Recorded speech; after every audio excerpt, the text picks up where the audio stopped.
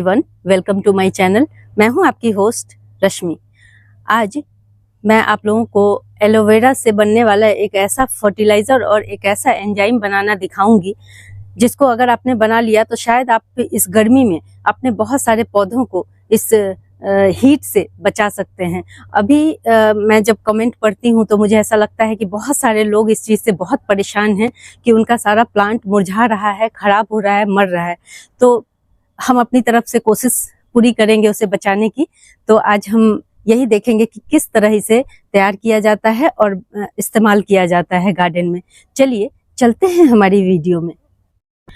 आप लोग एलोवेरा जरूर लगाएं क्योंकि एलोवेरा छोटे से छोटे पॉट में लग जाता है और इसको बहुत ज़्यादा स्पेशल केयर की ज़रूरत नहीं पड़ती है, लेकिन ये हमारे बहुत काम आता है। हमारे जो हेल्थ बेनिफिट तो हैं ही हैं, इसके साथ स्किन, बाल और आप इनटेक भी कर सकते हैं इसका। ये तो एक अलग टॉपिक है, लेकिन इसका प्लांट में भी बहुत इस्तेमाल हम कर सकते हैं। आज मैं आप लोगों को दिखाना चाहती हूँ कि देखें यहाँ पे ये एलोवेरा देखिए कितने सारे मेरे लगे हुए हैं और भी अलग अलग जगहों पे मैंने एलोवेरा लगाया हुआ है क्योंकि इसके बेनिफिट्स बहुत ज़्यादा हैं। तो अभी गर्मी के दिनों में इस समय बहुत ये अच्छा टाइम है कि मैं आप लोगों को ये दिखाऊं कि किस तरह से मैं दो तरह से इसका इस्तेमाल करती हूँ अपने गार्डन में। एक इसका एंजाइम बना करके, वो इसलिए क्योंकि एंजाइम बना के हम इसे लंबे समय तक सुरक्षित रख सकते हैं, और एक मैं इंस्टेंट बनाती हूँ जो मैं अपने प्लांट्स पे स्प्रे करती हूँ और मिट्टी में भी डालती हूँ।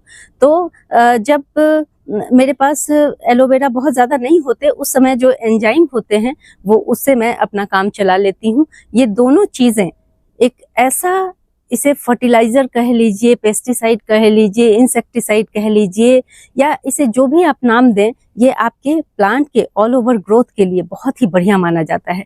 स्पेशली आप सालों भर इसका इस्तेमाल तो कर ही सकते हैं, लेकिन आप मई जून में जहाँ पे भयंकर गर्मी पड़ती हो वहाँ अपने पौधों को बचाने के लिए इसका इस्तेमाल जरूर करें। इसे ठंडी खाद के रूप में भी जाना जाता है कि इस समय मैं हमेशा आप लोगों को कहती हूँ कि ज़्यादा खाद ना डाला करें, या फिर लिक्विड फर्टिलाइजर भी थोड़ा सोच समझ के डाला करें, क्योंकि हमारे जो ये प्लांट हैं ये भी जीते जागते इंसानों की तरह ही तकरीबन कुछ कुछ सारी चीज़ें इनकी मिलती जुलती हैं। तो हमें इनका ख्याल रखना पड़ता है हर मौसम में। और ये जो हीट वाला समय होता है ये हम गार्डनर्स के लिए एक चुनौती भरा टाइम तो जरूर ही होता है। तो आइए देखते हैं कि उसे हम किस तरह से इस्तेमाल करेंगे और किस तरह से कितनी मात्रा हमें पौधों में डालनी है। क्योंकि जब कोई भी चीज़ हम जिनका इस्तेमाल करते हैं उनके बारे में पूरी जानकारी होनी और सही समय पे उसका इस्तेमाल करने का तरीका आना बहुत ज़रूरी है। जैसे कि मान लें हम दवाइयाँ खाते हैं, दवाइयाँ हमारे लिए बहुत उपयोगी हैं, लेकिन अगर हमने उसका गलत टाइम पे गलत तरीके से इस्तेमाल किया तो हम उसका बेनिफिट नहीं ले पाते, उल्टा नुकसान हो जाता है। तो चलिए देखते हैं कि इसे किस तरह से बनाया जाता है। देखें, सबसे पहला तरीका जो है, जो मैंने आप लोगों को बताया कि इंस्टेंट कैसे हम इसका इस्तेमाल करें, तो बहुत ही आसान तरीका है। जैसे कि ये देखें, यहाँ पे मैंने एक इतनी बड़ी डंडी मैंने अपने गार्डन से तोड़ ली है।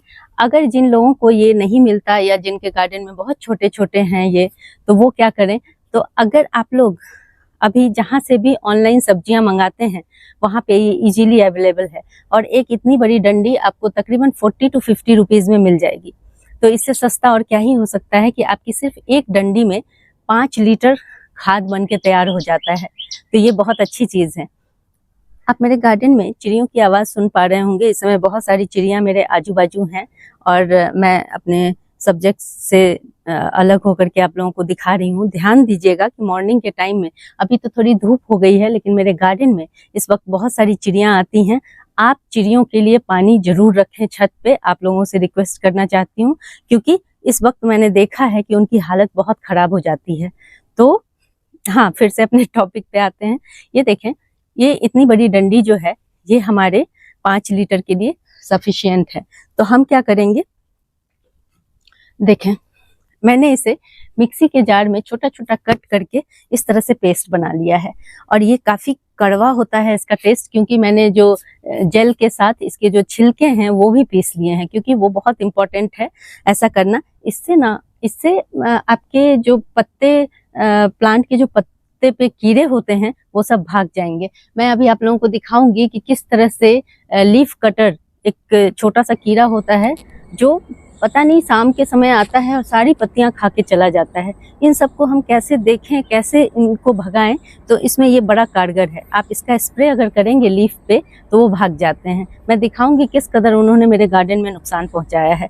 तो देखें, हमने इसे फाइन पेस्ट बना लिया है। अब 5 लीटर पानी मैं इस अपने पॉट में रखी हुई हूँ और इसमें हमें सिंपली इसे डाल देना है और अच्छे से मिला लेना है। ये देखें, कुछ इस तरह का ये हरा हरा सा कितना सुंदर कलर आया हुआ है, ये देखें। अब जब हम इसे इस्तेमाल करेंगे, ये इंस्टेंट है। अब हम अपने पौधों पे इसका इस्तेमाल मिट्टी में भी कर सकते हैं और इसको स्प्रे भी कर सकते हैं। इसका अमाउंट क्या होना चाहिए, तो देखें, अभी इसमें 50-50 का रेशियो मैं रखूंगी।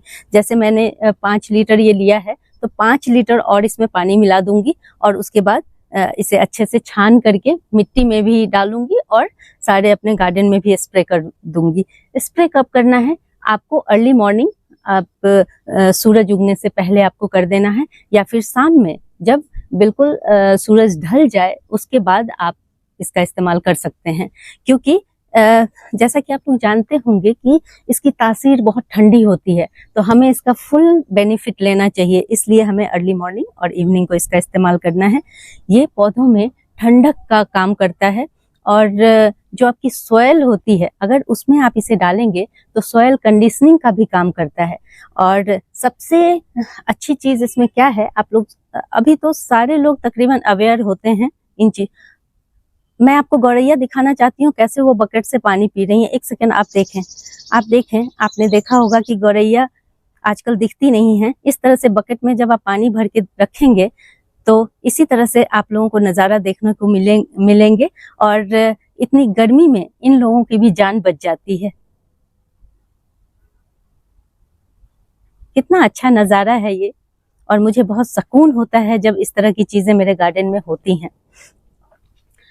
अब हम इसका इस्तेमाल करेंगे और इससे क्या क्या फ़ायदे होते हैं वो भी मैं आप लोगों को बताऊंगी। जैसा कि मैंने कहा कि जो हम लोग अलग से मार्केट से फोलिक एसिड लेके आते हैं, एमिनो एसिड लेके आते हैं अपने पौधों की ग्रोथ के लिए, तो वो सब हमें इसी में मिल जाते हैं। तो क्या ज़रूरत है पैसे खर्च करने की, क्या ज़रूरत है मार्केट जाने की, परेशान होने की।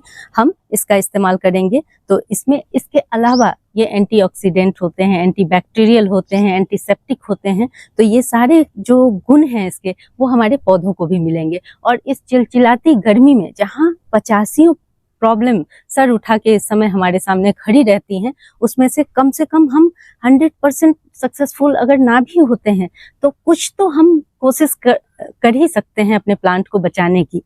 तो और एक गर्मी में मैं इसका इस्तेमाल आप लोग को इसलिए करने के लिए कह रही हूँ क्योंकि जब ये पानी में जाता है तो जो माइक्रोबियल एक्टिविटी है, वो माइक्रो ऑर्गेनिज्म की जो प्रक्रिया है वो बहुत अच्छे से होने लगती है और आपका जो पानी है वो सूखता नहीं है जल्दी।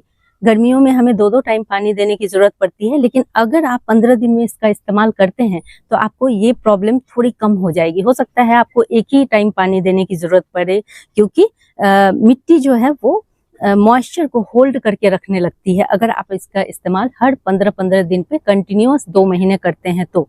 और जैसे ही बारिश आती है तो आप इसका इस्तेमाल बंद कर दें। ये अच्छा है, इसका मतलब ये नहीं है कि आप ठंड में भी इसका इस्तेमाल कर रहे हैं, बारिश में भी इसका इस्तेमाल कर रहे हैं तो हो सकता है कि खराबी पहुंच जाए। बहुत ज़्यादा मॉइस्चर होल्ड करने की वजह से हो सकता है कि आपकी मिट्टी में प्रॉब्लम हो जाए, तो इस बात का ध्यान रखें। और मैं आप लोगों के सामने ही इससे डाल के दिखाती हूँ। देखें, मैंने अच्छे से मिला लिया है इसे। छानने की जरूरत नहीं है, अगर आप मिट्टी में देते हैं तो छानने की जरूरत नहीं है, स्प्रे करें तब आप छान के डालें। देखें, आधा मैंने इसमें डाला है, आधा ही अमाउंट में इसका पानी मिला लूंगी इसमें।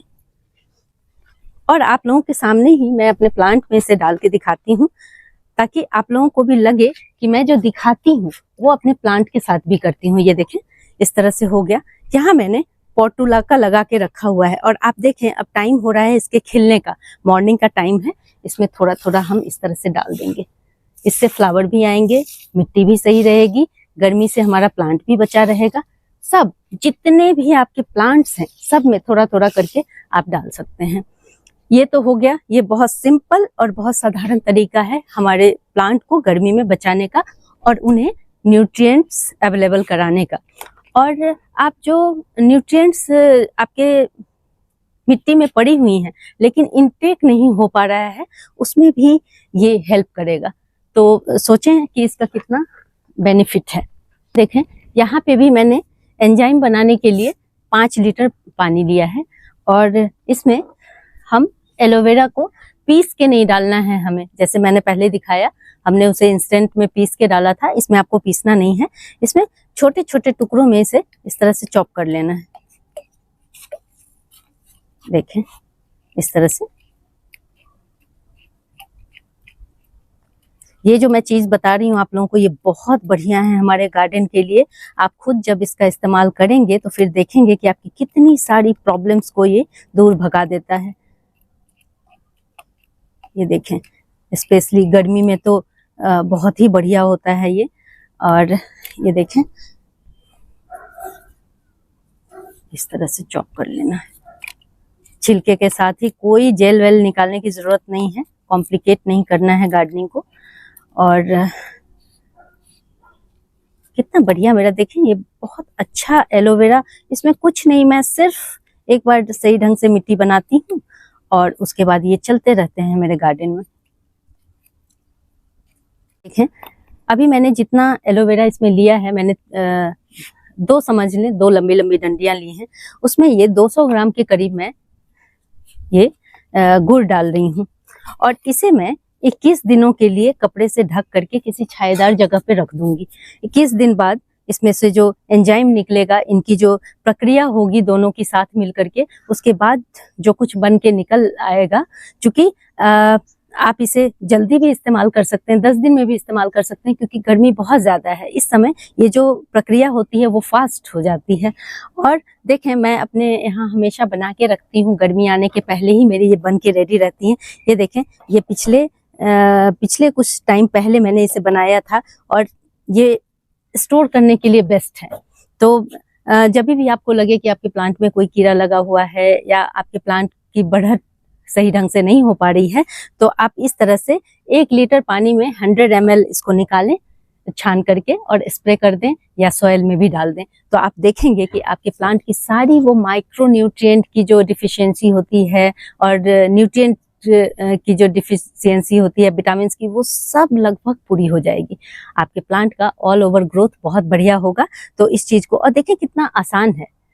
देखें, जो मैंने पहले बताया उसमें और इसमें यही डिफरेंस है कि हम इसे स्टोर करके रख पाते हैं बहुत लंबे समय तक। आप चाहें तो सालों भर इसे स्टोर करके रख सकते हैं, लेकिन जो हम इंस्टेंट बनाते हैं वो कुछ दिन में उसमें बहुत गंदी सी स्मेल आने लगती है और फिर वो आपके रखने लायक नहीं रहेगा। तो और बाकी जो भी इस्तेमाल करने का तरीका है वो जैसा मैंने पहले में बताया था सेम वही है। वीडियो को लंबा ना करूंगी, क्योंकि और दूसरी इम्पोर्टेंट चीज, इसको छाये भी जरूर रखिएगा ताकि इसमें जो एक्टिविटी होगी वो सही ढंग से होगी।